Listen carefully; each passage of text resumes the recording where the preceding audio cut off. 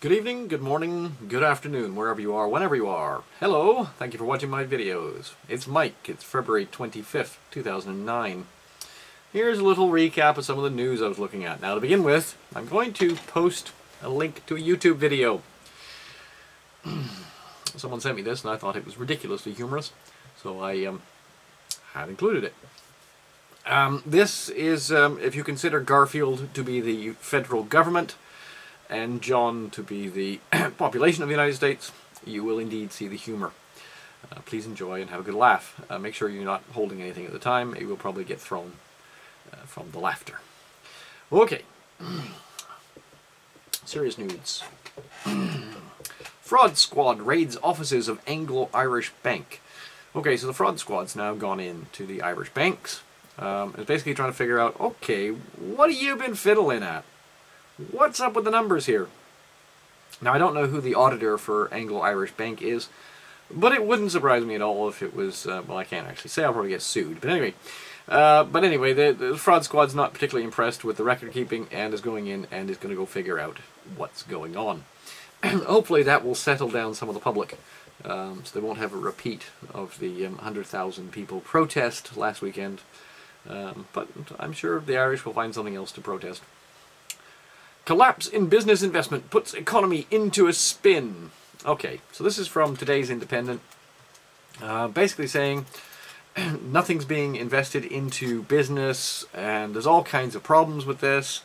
It's declined the most since, they don't actually say since when. So basically 3.9% lower the previous quarter, 7.7% down on the same period in 2007. The slump in investment was particularly marked in manufacturing. Yeah, go figure. Businesses are increasingly and substantially scaling back their investment in the face of sharply weakening demand, rising levels of spare capacity, worsening cash flows, and very tight credit conditions. Yeah. Okay, so that's not good news for Britain, but never mind, we'll carry on. Now, an interesting little snippet that I picked up on. Rupert Murdoch basically just lost one of his chief executives. Chernin is leaving. He'll be leaving in the middle of next year at some point, or middle of this year at some point. And Rupert Murdoch has written an internal memo to the employees basically saying, okay, don't worry, worst comes to worst, I'll run the company, don't worry. However, buried in that rather long memo, I've included a link to the memo. Well, actually it's a couple of memos, and his memo's right at the bottom. But if you go search for these keywords, you'll find it pretty quick. Rupert Murdoch says, "We are in the midst of a phase of history in which nations will be redefined." So I'm a madman. Again. Oh well, never mind. German CDS debt spreads hit record as economy crumbles. Okay, so this is the credit default swap stuff. Basically, if a country buys another country's debt, bonds, whatever, they can also go and buy credit default insurance. Credit default swap, that basically is an insurance policy that says if that particular bond issuer fails to give you the money when it's due, we will pay it. Now, of course, they charge you for that privilege. And what he's talking about here, the CDS debt spread, this is the amount of extra you have to pay. And at the moment, Germany's running above France now, which is remarkable because France was just, I mean, it's always been bad, but Germany's always been great. And if you look at the article, you get an understanding why. Basically, follows a warning by Deutsche Bank that Germany's economy will contract by 5% this year as industrial exports collapse at the fastest pace since the Great Depression. Yeah, and then there's all kinds of banks that are in trouble. There are 11 state-owned Landesbanken in Germany, and most are in trouble. Most of the banks that actually, you know, lend. It's a big mess in Germany. So there you go. Credit agency Standard & Poor's said a report on Tuesday that the region was shuddering to a halt.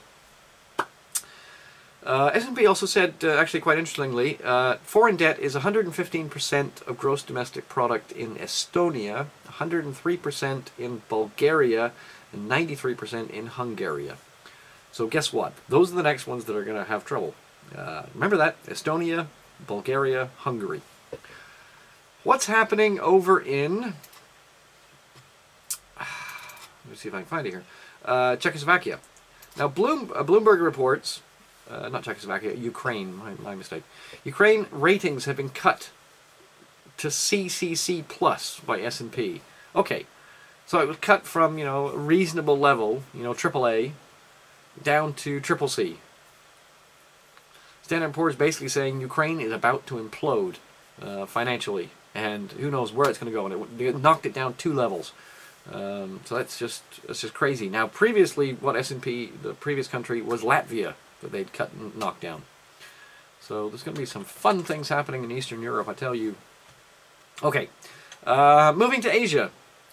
Japan's exports nearly halved in 1 year. Now, what's this? Okay, basically Japan has always been, you know, a powerhouse export country. And recently they've been exporting, you know, manufacturing equipment and lots of hardware and big stuff, in addition to things like, you know, flat screen TVs.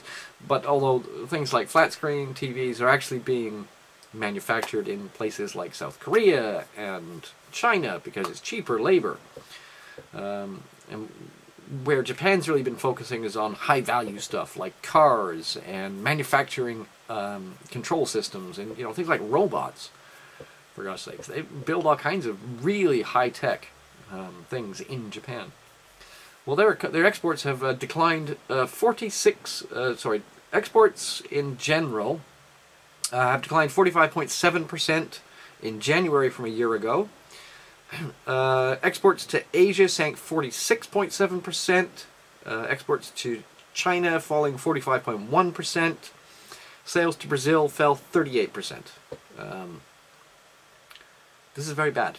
And Japan's going to have all kinds of difficulty. Now, there's an article linked here from The Guardian explaining how this will affect the economy around the world. One thing he says here, in these circumstances, comments by analysts that the data was not good and seriously bad were somewhat odious.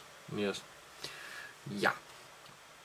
In Japan, all the main industries are reporting decreases in exports of more than 40%. The big car companies, Toyota, Nissan, and Honda, are really feeling the pinch. Overseas sales by the transport equipment sector was down almost 54% on a year ago. So, Japan's having a lot of difficulty. Okay.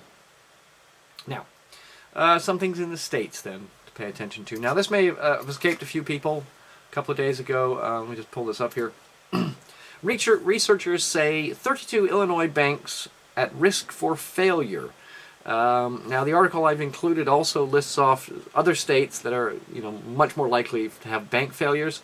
So you have Illinois, Florida, Georgia, California, and it goes on. Now, they don't publish the list because they don't want bank runs. They don't want people freaking out and rushing to these banks if they see the name on it. But it's more about there's some serious problem with the banks in America and the smaller banks, and we're going to see some fun times ahead for those.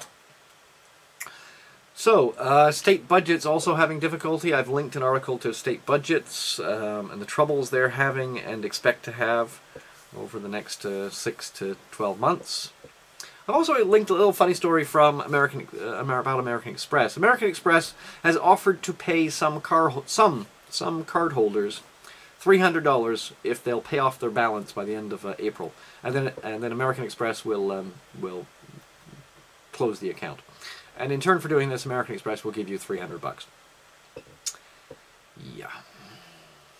Okay, and finally in U.S. news, no more water for California farmers. Now, you wouldn't think this was an important thing, but right now California is going through a bit of a drought, and to get water into California for farming, and of course California does a lot of farming, the feds are basically saying, nope, we're not sending water over there.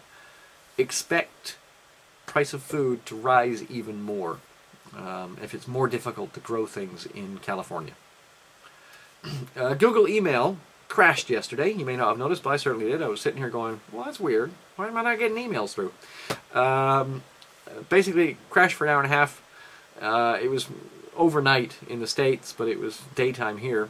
And big hoo-ha around the world, because Google has really been pushing this whole idea of cloud computing and, you know, applications as a service and all this stuff.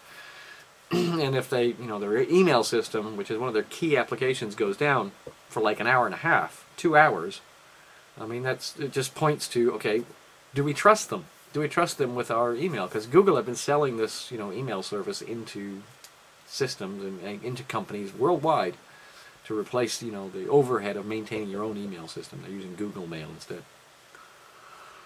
So, I mentioned also in my G20 report that, you know, one of the things that was going to happen was this whole thing about the states are going to have to come back to the World Trade Organization, sit down and sort out the mess about agricultural subsidies and how it affects in the Doha round.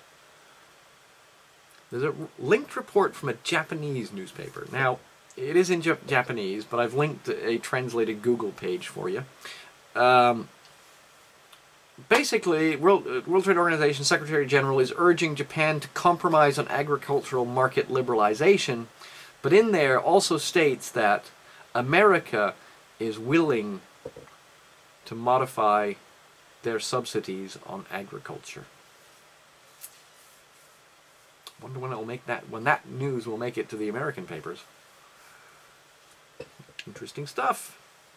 Right, NASA rocket crashed. Okay, so the NASA was firing up a satellite, you know, observation system, and the rocket crashed. It's a big setback to knowledge of climate change. Okay, so basically they were firing a rocket up that was going to basically definitively prove if climate change was occurring or not by measuring things like carbon dioxide and, you know, all the greenhouse gases, and being able to track them across time and definitively prove, is climate change real? And the rocket blew up. Okay, folks, got a couple of other links in there, some other videos that are really interesting. One is, if people don't understand how we got here, there's a great set of videos called The Crisis of Credit Visualized. I've included the YouTube links to it, because better to keep on people on YouTube. But you can find it out there. Google Video and a few of the other video sharing sites have it. And I've also included a very long article, but it's well worth the read. If you're wondering what's going to happen in, you know, North America, or indeed even in the UK or across Europe, if there is some kind of collapse or a change in the way that the system works. It's from a chap named Dmitry Orlov, and he grew up in Russia at the time of the collapse of the Soviet Republic. Yeah, he has some really good points and how it translates to the current collapse of the US economy. Okay, folks, sorry it's a long one. There's been a lot happening today. Right, peace, love, understanding, think about things, try to spot the patterns. Okay.